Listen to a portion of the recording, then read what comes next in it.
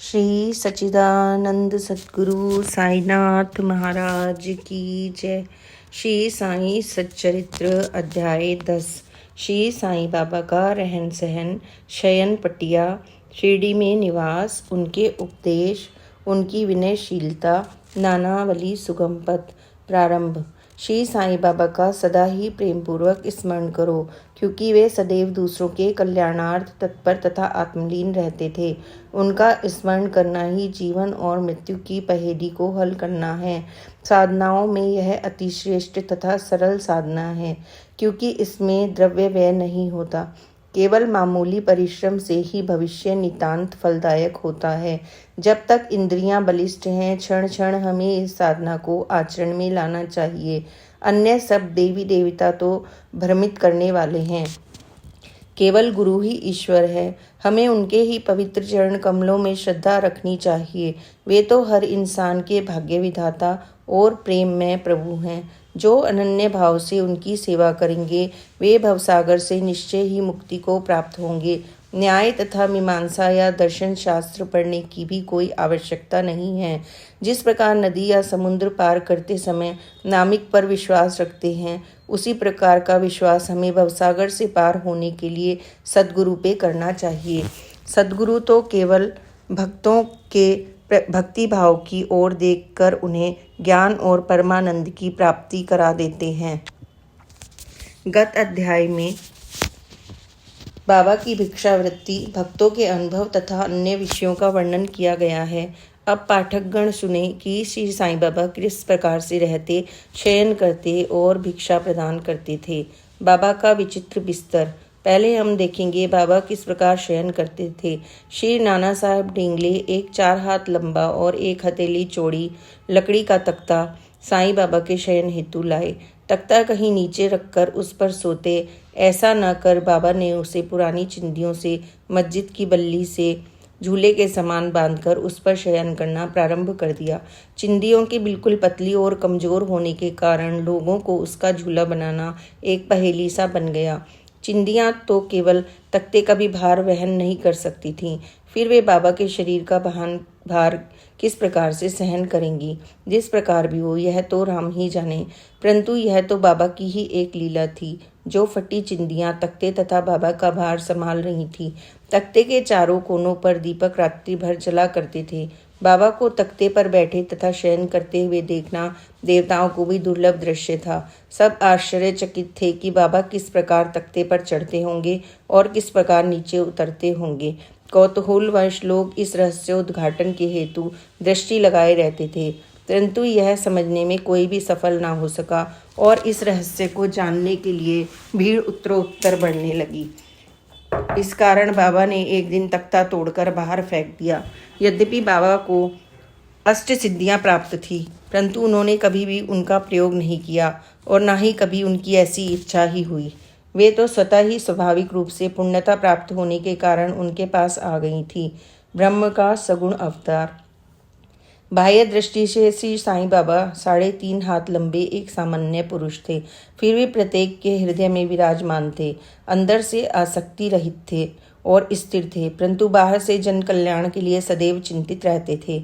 अंदर से वे संपूर्ण रूप से निस्वार्थी थे। भक्तों के निमित्त उनके हृदय में परम शांति विराजमान थी, परंतु बाहर से वे अशांत प्रतीत होते थे। वे भीतर से ब्रह्मज्ञानी, परंतु बाहर से संसार में उलझे हुए दिखलाई पड़ते थे। वे कभी प्रेम दृष्टि से देखते तो कभी पत्थर मारते, कभी गालियां देते तो कभी हृदय से लगाते। वे गंभीर, शांत और सहनशील थे। वे सदा दृढ़ और आत्मलीन रहते थे और अपने भक्तों का सदैव उचित साधन करते थे, सदैव उचित ध्यान रखते थे। वे सदा एक ही आसन पर विराजमान रहते थे। वे कभी यात्रा को नहीं निकले।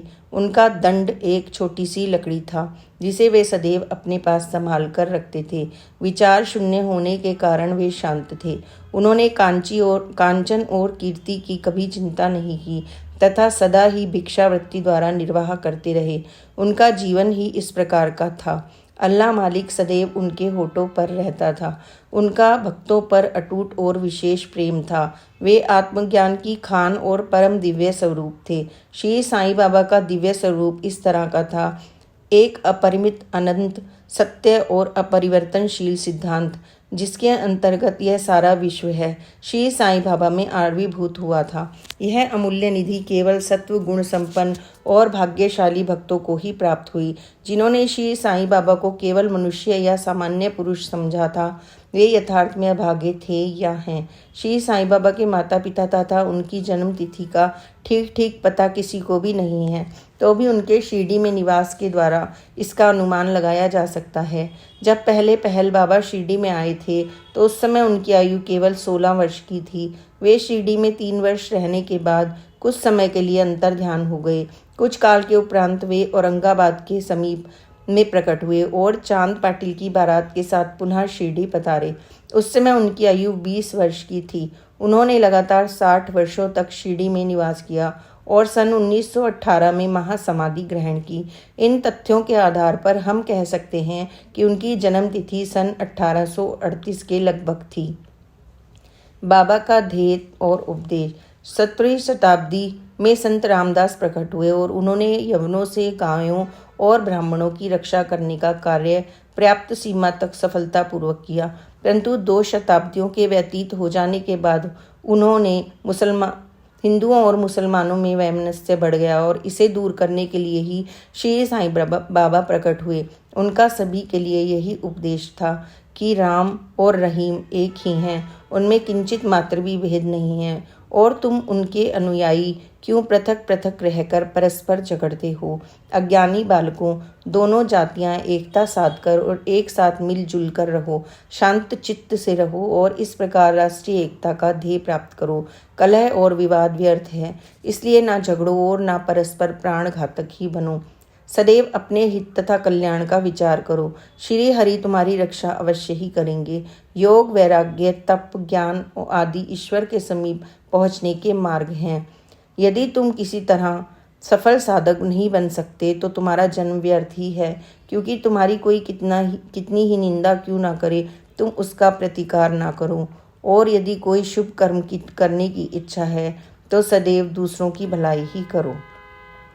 संक्षेप में यही श्री साईं बाबा का उपदेश है। उपयुक्त कथनानुसार आचरण करने से भौतिक तथा आध्यात्मिक दोनों ही क्षेत्रों में तुम्हारी प्रगति होगी। सच्चिदानंद सद्गुरु श्री साईनाथ महाराज। गुरु तो अनेक हैं। कुछ गुरु ऐसे हैं जो द्वार द्वार हाथ में वीणा और करताल लिए अपनी धार्मिकता का प्रदर्शन करते फिरते हैं। वे शिष्यों के कानों में मंत्र फूंकते और उनकी संपत्ति का शोषण करते फिरते हैं। वे ईश्वर भक्ति तथा धार्मिकता का केवल ढोंग ही रचते हैं। वे वस्तुतः अपवित्र और अधार्मिक होते हैं। श्री साईं बाबा ने धार्मिक निष्ठा प्रदर्शित करने का विचार भी कभी मन में नहीं किया। दैहिक बुद्धि उन्हें किंचित मात्र भी छू ना गई थी, परंतु उनमें भक्तों के लिए असीम प्रेम था। गुरु 2 प्रकार के होते हैं, नियत और अनियत। अनियत गुरु के आदेशों से अपने में उत्तम गुणों का विकास होता तथा चित्त की शुद्धि होकर विवेक की वृद्धि होती है। वे भक्ति पथ पर लगा देते हैं, परंतु नियत गुरु की संगति मात्र से द्वैत बुद्धि घास शीघ्र ही हो जाता है। गुरु और भी अनेक प्रकार के होते हैं जो भिन्न भिन्न प्रकार की शिक्षाएं प्रदान करते हैं। यथार्थ में हमें आत्मस्थित बनाकर इस भाव सागर से जो पार उतार दे, वही सतगुरु है। श्री साईं बाबा उसी कोटि के सतगुरु थे। उनकी महानता अवर्णनीय है।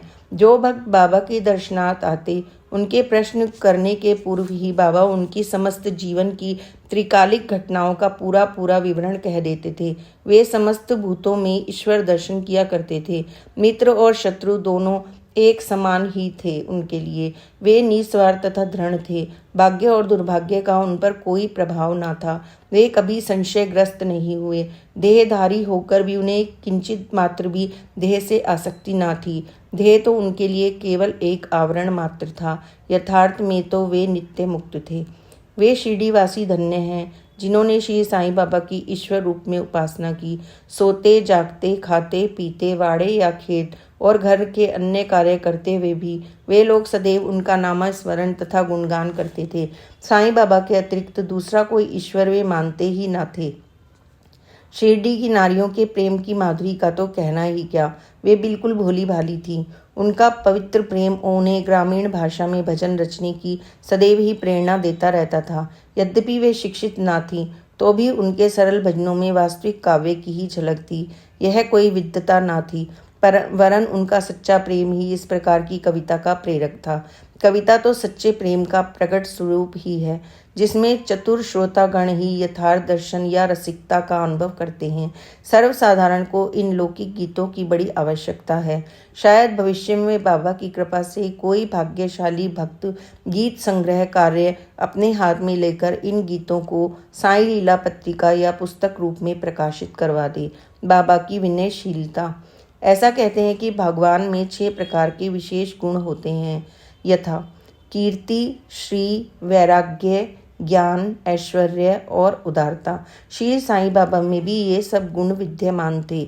उन्होंने भक्तों की इच्छा पूर्ति के निमित्त ही सगुण अवतार धारण किया था। उनकी कृपा बड़ी ही विचित्र थी। वे भक्तों को स्वयं अपने पास आकर्षित करते, अन्यथा उन्हें कोई कैसे जान पाता। भक्तों के हेतु वे अपने श्रीमुख से ऐसे वचन कहते थे जिनका वर्णन करने का सरस्वती भी साहस नहीं कर सकती। उनमें से यहाँ एक रोचक नमूना दिया जाता है।